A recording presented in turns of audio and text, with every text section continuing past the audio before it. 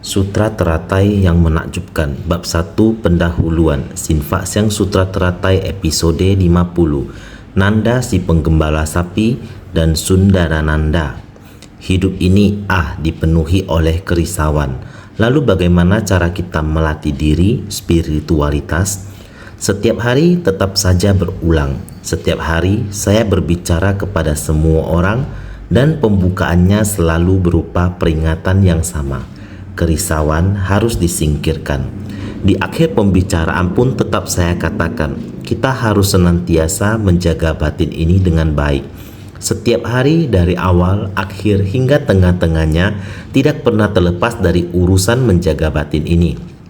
Karena itu, kita harus memahami bahwa segala noda kerisauan harus sepenuhnya ditinggalkan. Kerisauan harus benar-benar tuntas, harus sampai ke tahapan ini. Mengapa kerisauan tidak bisa tuntas? Karena adanya satu tabiat, yaitu hasrat dan keinginan. Jika kita mampu tuntas memutus hasrat dan keinginan ini, maka secara alami tidak akan mudah mengacaukan batin. Tabiat akan hasrat ini sebenarnya bukan karena kita benar-benar kurang sesuatu, bukan karena benar-benar membutuhkan, dan bukan pula karena kita sengaja ingin tamak atau ingin mengambil sesuatu. Bukan begitu, hanya saja tabiat itu belum kita hilangkan sehingga mudah mengacaukan batin kita. Tabiat itu bisa muncul kembali kapan saja. Kalian mungkin berpikir kecintaan yang berasal dari nafsu keinginan bagaimanapun dipikir tidak merasa bahwa diriku punya kecintaan yang berasal dari nafsu keinginan. Sebenarnya keinginan ringan, berat, keinginan yang halus. Jika ringan, sangat halus, halus. Itulah rasa mencintai diri sendiri, menjaga diri sendiri. Ini juga merupakan sejenis keinginan, yaitu rasa sayang pada diri sendiri. Cinta, seringkali saya mengatakan, kita harus mencintai diri sendiri. Orang yang mencintai diri sendiri harus sering meningkatkan kewaspadaan terhadap tabiat buruk. Secara alami kita dapat mengubahnya menjadi kebiasaan yang mampu mengendalikan diri. Ini juga dikatakan kita setiap orang juga memiliki tabiat buruk. Bila tabiat buruk ini muncul dan tanpa sengaja terlihat, kita harus segera menekannya. Jika dalam sekejap kita tidak bisa berhasil menahan dan kebiasaan itu sudah terlanjur keluar, kita harus segera introspeksi diri. Prinsip kebenaran sangat jelas.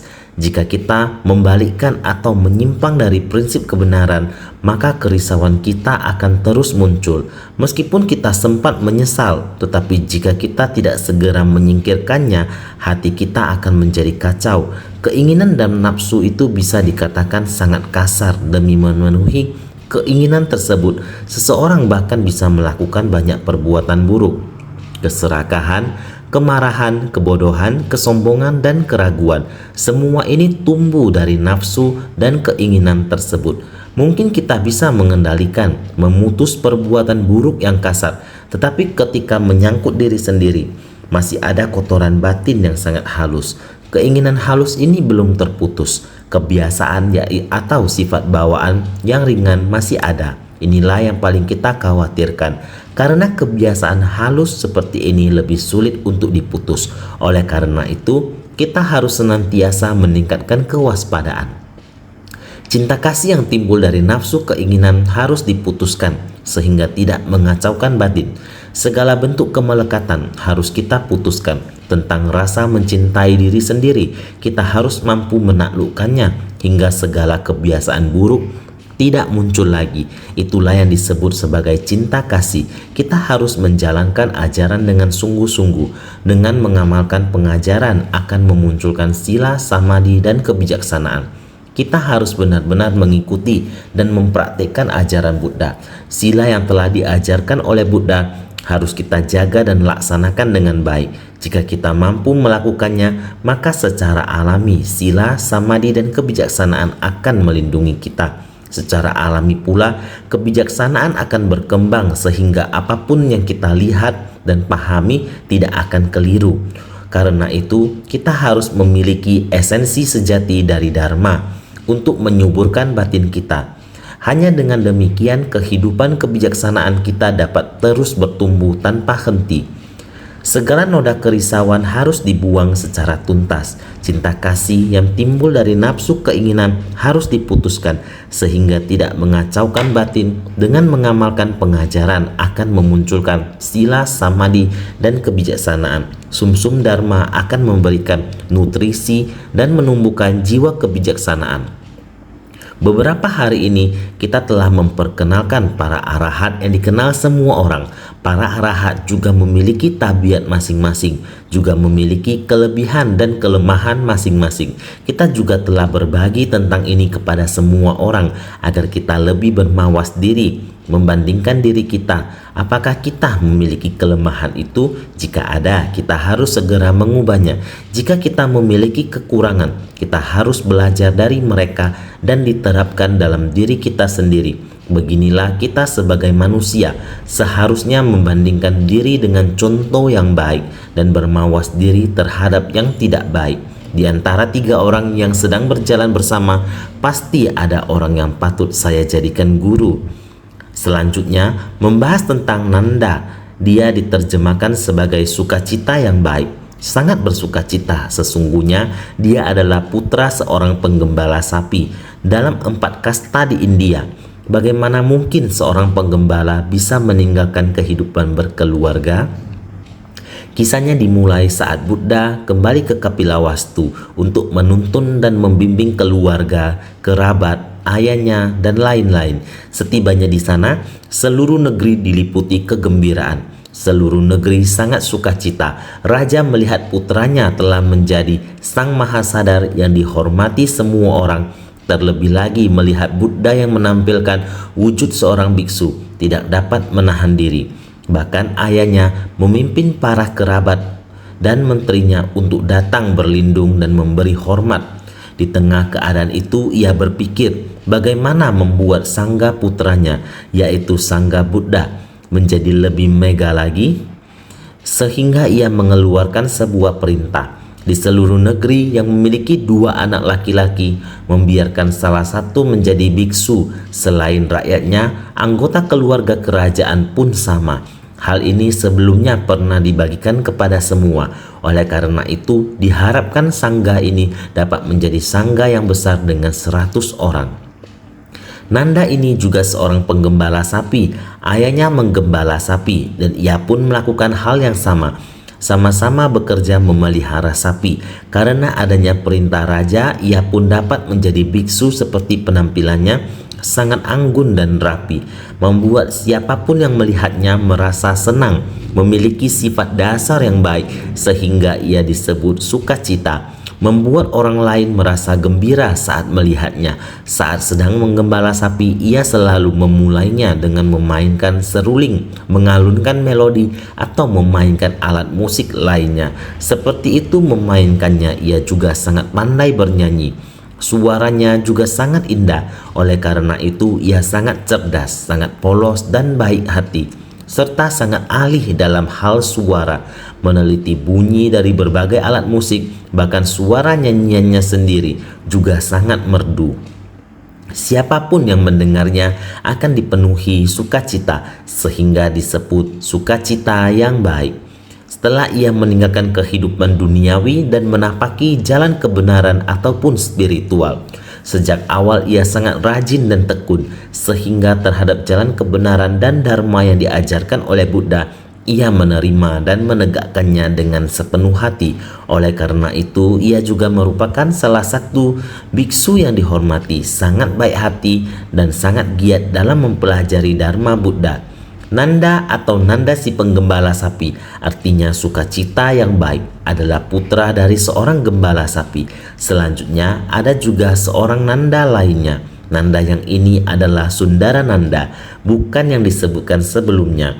Nanda sang penggembala sapi. Sundara adalah nama istrinya, sang putri mahkota yang dinikahinya.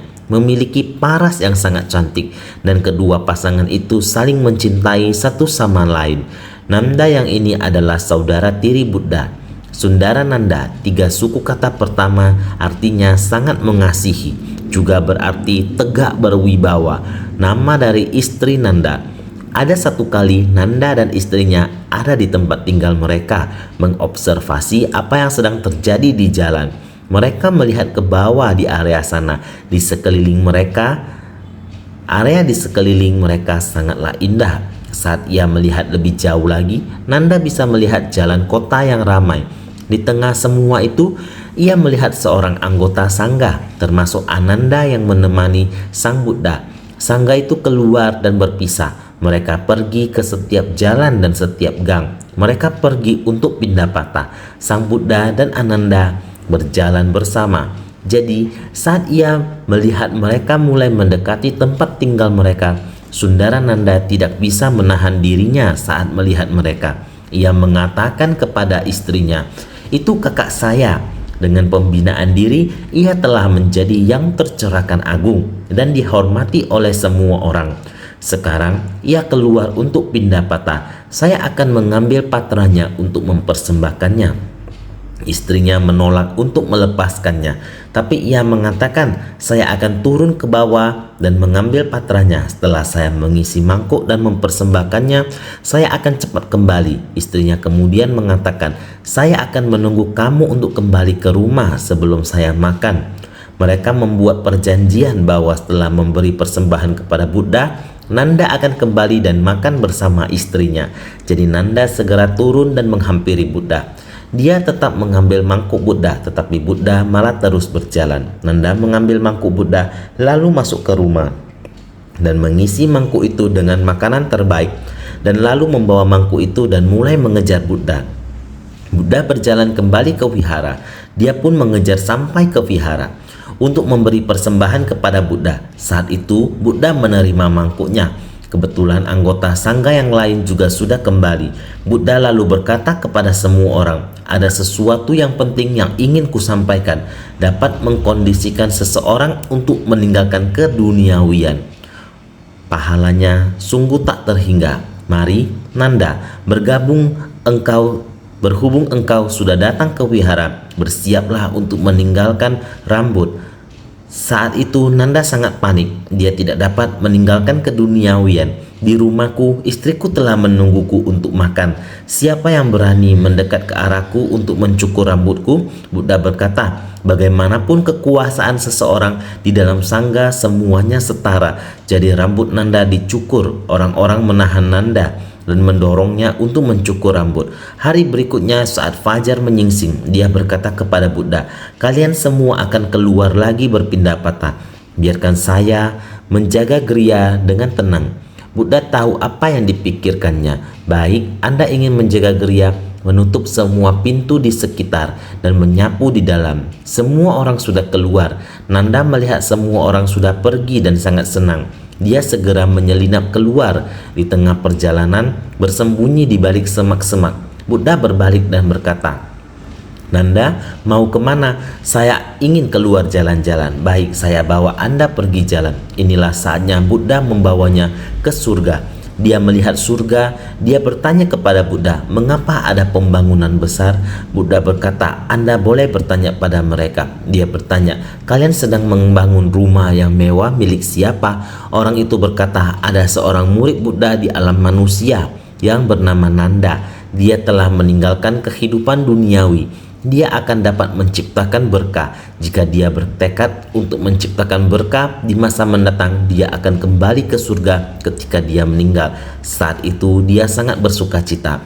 Merasa ternyata ketika saya bertekad, meskipun dipaksa orang untuk menjadi biksu, jika saya melatih diri dengan baik, kelak saya juga bisa masuk surga. Saya sangat bahagia." Sang Buddha mulai membawanya berjalan lagi. "Masih ada tempat lain, saya bawa Anda jalan lagi." Namun dalam perjalanan ini muncul bayangan istrinya di hadapannya. "Kemarin seharian, apakah dia ada makan? Apakah aku lebih baik menikmati berkah duniawi saja?" Saat Sang Buddha menuntunnya makin maju, sebuah pemandangan mengerikan muncul. Neraka, kuali minyak panas dan pilar api. Begitu banyak orang disiksa. Jeritan kesakitan mereka tak tertahankan. Di antara mereka ada sebuah kuali minyak panas yang sedang dimasak supaya mendidih, dan ia bertanya, "Mengapa ada orang di setiap kuali minyak yang lain, tetapi yang ini baru dinyalakan sekarang?" Setan kecil menjawab, ada seorang praktisi bernama Nanda. Batinnya, niat pikirannya tidak pasti, gelisah dan dipenuhi keinginan. Maka sangat memungkinkan dia akan kembali ke kehidupan duniawi untuk menikmati, melekat pada hawa nafsu duniawi. Jadi inilah tempat di mana Nanda akan ke sini di masa mendatang, ke dalam kuali yang mendidih. Nanda lalu berkata, takut cepat yang mulia Buddha, saya sangat takut. Buddha menjawab, jika kamu takut, kamu harus membuat keputusan sendiri. Mereka lalu kembali. Nanda lalu memantapkan batinnya, bertekad melatih diri dan sepenuhnya menghapus nafsu keinginannya, mengikuti Buddha dan mendengar dharma yang diajarkan Buddha. Inilah cerita bagaimana Nanda meninggalkan kehidupan berkeluarga. Dalam kehidupan kita harus selalu waspada. Dengan satu tekad bisa membawa kita ke surga, satu tekad yang salah kita bisa jatuh ke neraka. Lagi pula kita melatih diri bukan untuk ke surga, tetapi kita tidak ingin jatuh ke neraka. Yang kita inginkan adalah kembali ke dunia dengan perahu welas asihnya masuk ke tengah orang banyak untuk membimbing semua makhluk. Oleh karena itu kita harus memiliki sila, samadhi dan prajna, sehingga kita bisa membina jiwa kebijaksanaan kita. Jadi kita semua harus selalu bersungguh hati.